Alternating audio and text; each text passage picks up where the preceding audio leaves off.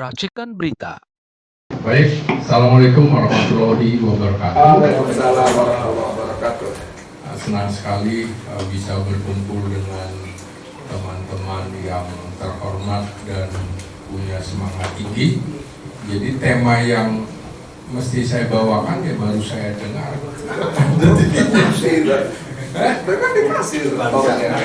Boleh keluar itu.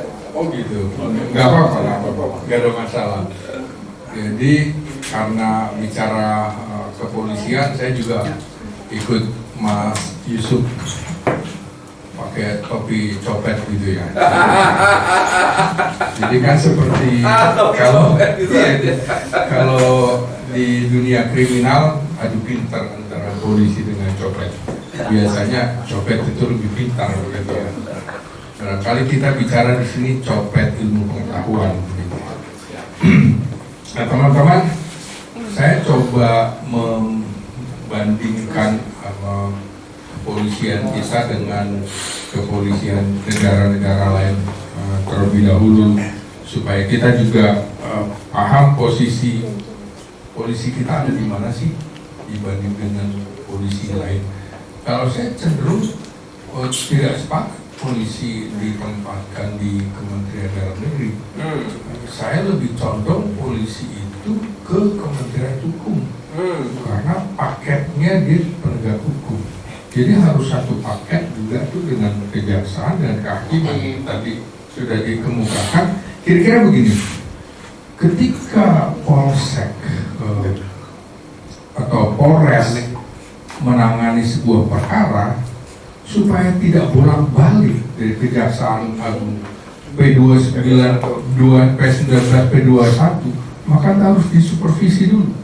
Dia harus disupervisi oleh Kejaksaan Negeri.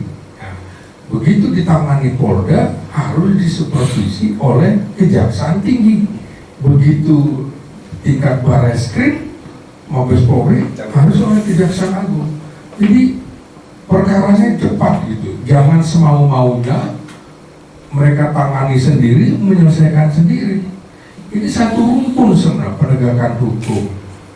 Nah, kita sebenarnya pernah mencoba semuanya, kepolisian, baik itu di Kementerian Dalam Negeri, kejaksaan, bahkan kehakiman.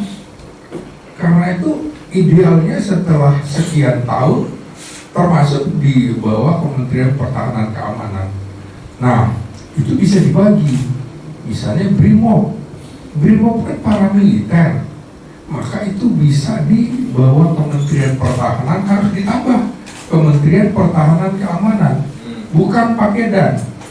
Pertahanan keamanan itu satu paket, satu nafas. Nah, kemudian polisi konvensionalnya di bawah Kementerian Hukum.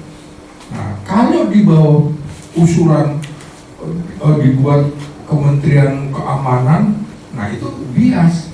Karena polisi itu adalah keamanan ketertiban masyarakat atau keamanan publik. Kalau mau harus pakai keamanan publik, tidak boleh berhenti Kementerian Keamanan, enggak. Harus keamanan publik atau keamanan ketertiban masyarakat.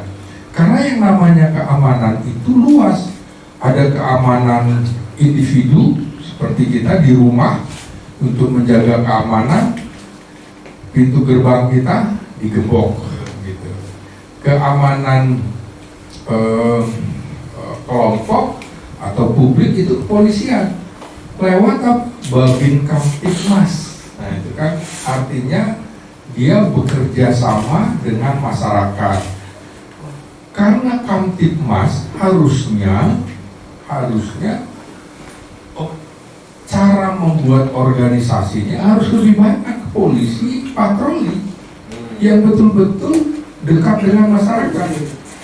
Jadi polisi patroli, gimana polisi patrolinya? Misalnya dia lihat kemarin, saya kebetulan baru saja tanggal 5 Oktober kemarin habis pulang dari TNI, sore-sore mau pulang ke rumah di Cipayung, di dekat Polsek Cipayung, 400 meter dari Polsek Cipayung, Jalan Mabes Hankam Raya. Begitu mau belok, bambu hapus, kaca mobil saya ditimpuk pecah tuh. Nah, udah, karena saya bawa istri bawa anak, udahlah pulang aja dulu. Soalnya udah ke beberapa kali juga nih kok mobil saya aneh-aneh juga nih. Beberapa kali? Beberapa kali. Nah, jadi saya laporlah besoknya ke Polsek Cipayung, terus diantar sama mereka. Titiknya mana di sini? Dan heran kan, 400 meter dari Polsek Cipayung itu nggak ada CCTV. Susah kan? Nah makanya menurut saya harusnya lebih banyak polisi patroli, keamanan ketertiban masyarakatnya itu harus ada daripada dia mainnya di atas lebih banyak. Jadi keamanan yang bukan urusan dia diambil alih. Misalnya jabatan Kaba Intelkam misalnya, bintang 3 itu harusnya kamu yang mana? Kamtibmas. Jadi kalau bicara kepolisian harus kita kejar kamunya Kamtibmas. Yang namanya Dewan Keamanan PBB isinya militer. Jadi yang namanya Dewan Keamanan Nasional di semua negara ya militer, bukan kepolisian.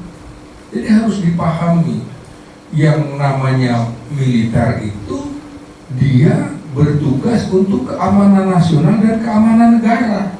Makanya keliru, saya termasuk sunyi pada waktu pembagian tugas pertahanan buat militer, keamanan buat kepolisian itu salah kaprah.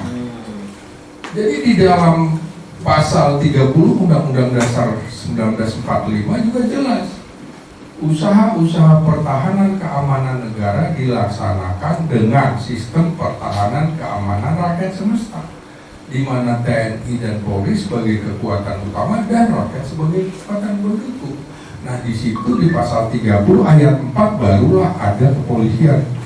Di undang-undang yang asli nggak ada tuh kepolisian, nggak ada. Hanya disebutkan alat negara. Memang alat negara. Nah teman-teman, kemarin ada usulannya itu tadi, misalnya polisi di tempat dibubarkan, nama kata polisi nggak ada, kemudian masuk ke dalam Kementerian Keamanan. Saya nggak setuju dengan ide itu. Polisi tetap harus polisi, tapi harus ada layer di atasnya, yaitu kementerian. Karena di dalam teori kekuasaan Pion Berlin itu jelas lembaga-lembaga yang bersenjata itu harus ada watchdog-nya, harus ada pengawasnya, harus ada pengontrolnya, baik militer maupun kepolisian. Nah, militer kita kan betul-betul di atasnya pemegang semuanya administrasi, anggaran, Kementerian Pertahanan. Kepolisian nggak, langsung Kapolri bisa minta ke Menteri Keuangan. Nah ini makanya Panglima TNI, Kepala Staf Angkatan dan Wapang gayanya aja bintang 4, tapi nggak punya duit, nggak megang duit. Hanya kuasa pemegang anggaran, bukan pemegang anggaran. Beda dengan Kapolri, dia pemegang anggaran. Nah selama hubungan ketatanegaraan ini tidak seimbang, maka selama itu juga akan terjadi gesekan di bawah. Beda anggaran polisi dengan Kementerian Pertahanan nggak terlalu jauh, tapi Kementerian Pertahanan dibagi 5 pos. Kementerian Pertahanan, Mabes TNI, Mabes AD, Mabes AL, Mabes AU 5. Nah, karena itu bicara sisa Kamarata tadi, maka BRIMOB yang paramiliter masuknya itu tadi Kementerian Hankam, polisi konvensional Kementerian Hukum. Nah, seperti itu lebih logis. Kenapa? Karena itu tadi tugas polisi adalah memelihara Kamtibmas dalam rangka penegakan hukum dengan mengayomi, melindungi, melayani. Jadi mengayomi, melindungi, melayani itu harusnya lebih menonjol di dalam strukturnya. Ini kan tidak. Nah, dia masuk semua. Seperti misalnya dibentuklah korps baru, pemberantasan korupsi. Namanya korupsi di seluruh dunia itu ya kejaksaan, bukan kepolisian. Tipikal ya.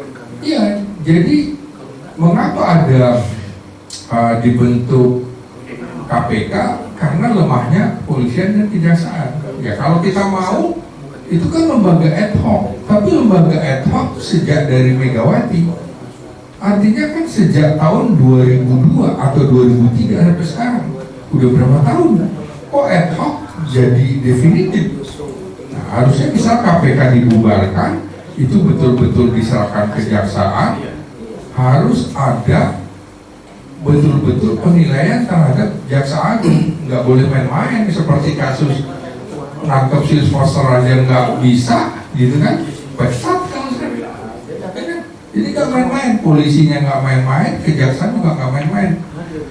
Kalau dia sendiri tidak disupervisi oleh kejaksaan, nanti main-main terus. Perkara sampai sekian lama, akhirnya bisa dianggap sudah kadaluarsa. Jadi teman-teman, kembali lagi ke perbandingan atau bagaimana konstitusi kita, jelas secara eksplisit menegaskan mandat Polri adalah menjaga keamanan dan ketertiban masyarakat. Jadi teman-teman, begitu bicara polisi, langsung ingatkan aja bicara keamanan ketertiban masyarakat, langsung disambung. Jadi jangan kamtipmas gitu. Menegakkan hukum serta melindungi, mengayomi dan melayani masyarakat diatur pasal 30 Undang-Undang Dasar 45, pasal 13 Undang-Undang Kepolisian nomor 2 tahun 2002. Nah, dalam kerangka konstitusional tersebut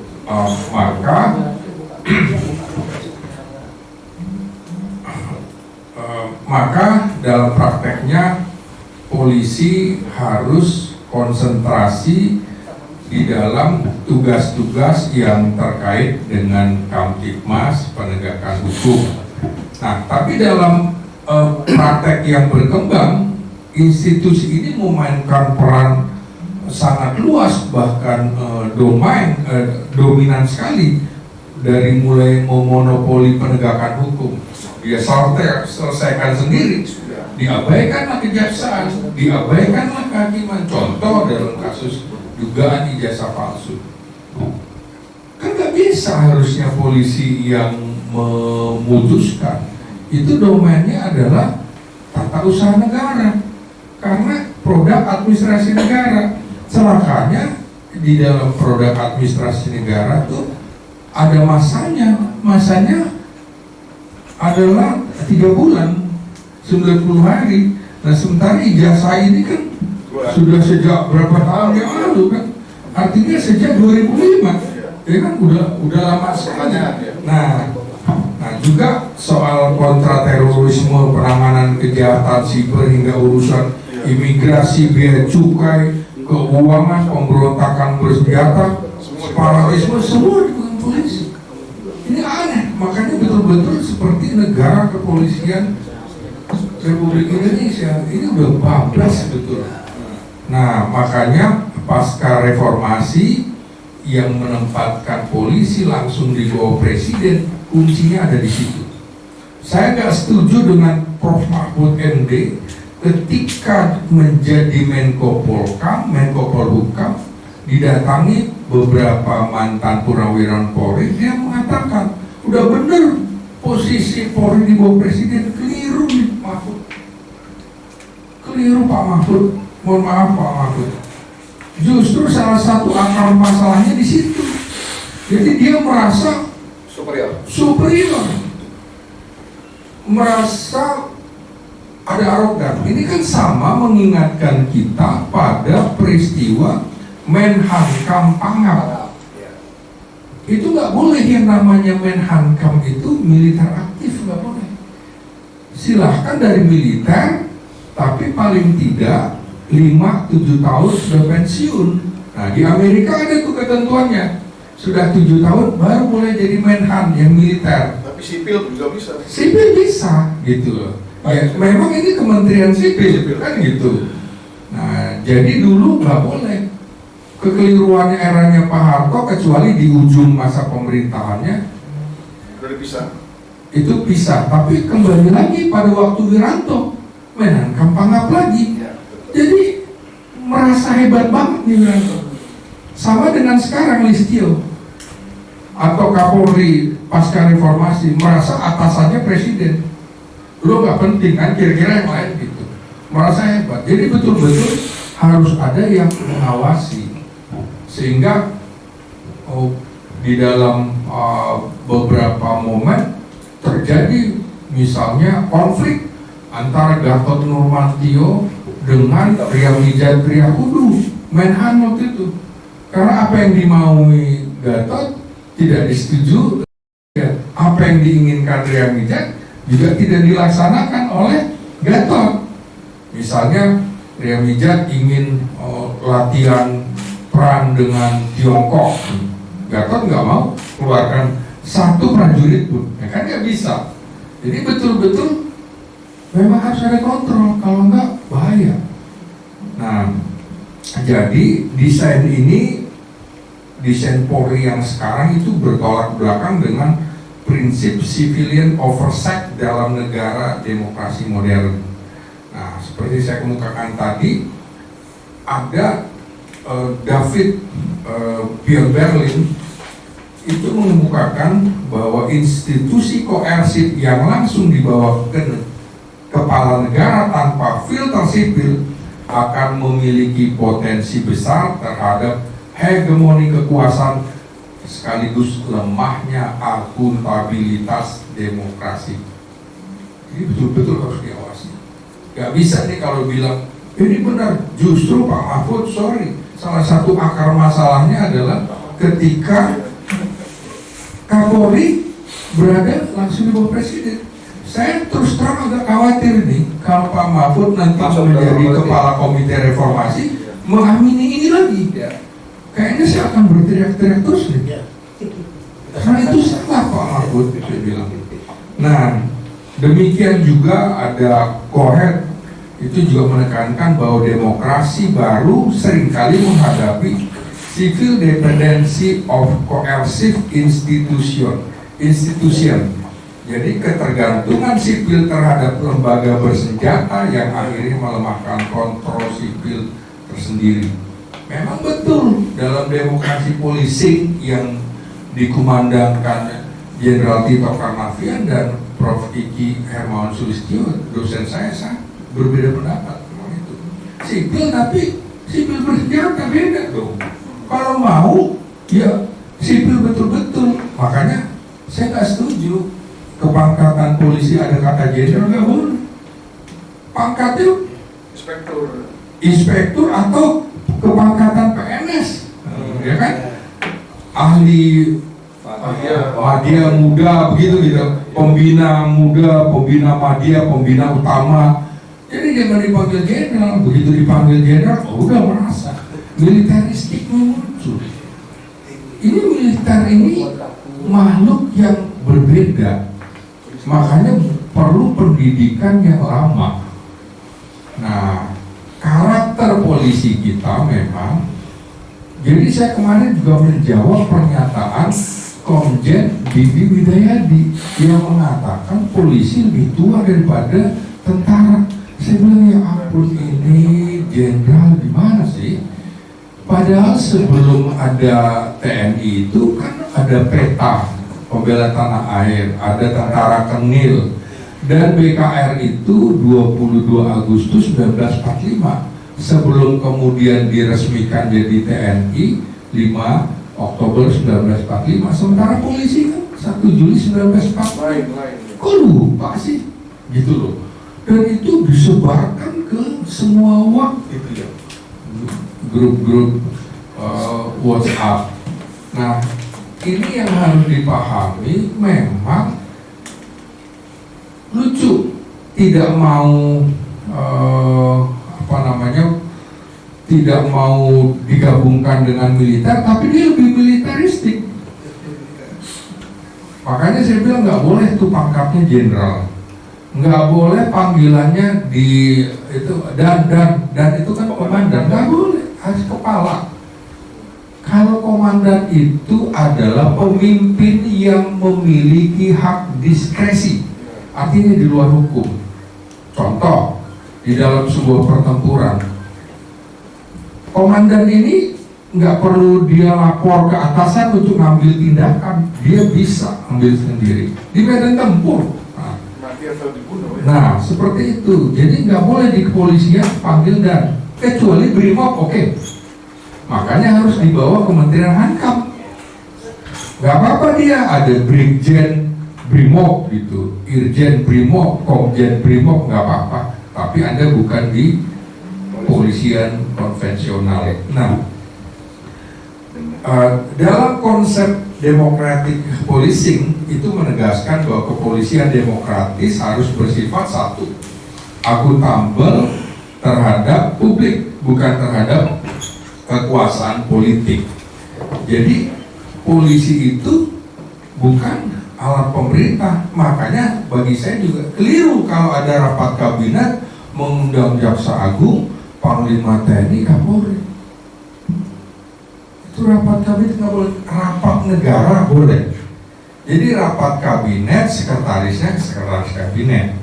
Kalau rapat negara sekretarisnya sekretaris negara. Harus dibedakan. Rapat militer sekretarisnya sekretaris militer, kan harus ada. Jadi nggak boleh tuh hadir di dalam rapat kabinet. Dia bukan anggota kabinet. Nah, konsep polisi masuk di dalam ABRI itu juga bukan di eranya Presiden Soeharto, di eranya Presiden Soekarno setelah dekret Presiden 1959. Jadi tahun 1960 konsep dan ada TAP MPR-nya, kepolisian dan tentara menjadi satu di dalam angkatan bersenjata. Dan menurut Presiden Soekarno waktu itu, itulah yang paling tepat situasinya di mana kita sedang menghadapi pergolakan, pemberontakan, dan juga menghadapi yang namanya perebutan Irian Barat. Makanya tahun 61 dikumandangkan Trikora itu, disitulah polisi dan mereka bersama dengan militer ikut terlibat dalam menumpas pergolakan. Apalagi sejarah polisi kita itu diawali dengan polisi istimewa yang kemudian namanya menjadi mobil brigade dan brigade mobil itu. Jadi memang polisi kita beda dengan polisi negara-negara barat atau negara komunis. Jadi lucu bagi saya kalau misalnya LSM atau kelompok koalisi sipil keamanan cara berpikirnya barat. Saya bilang Anda nggak ngerti tentang sejarah berdirinya bangsa ini, termasuk sejarah berdirinya lembaga-lembaga di kita, itu berbeda.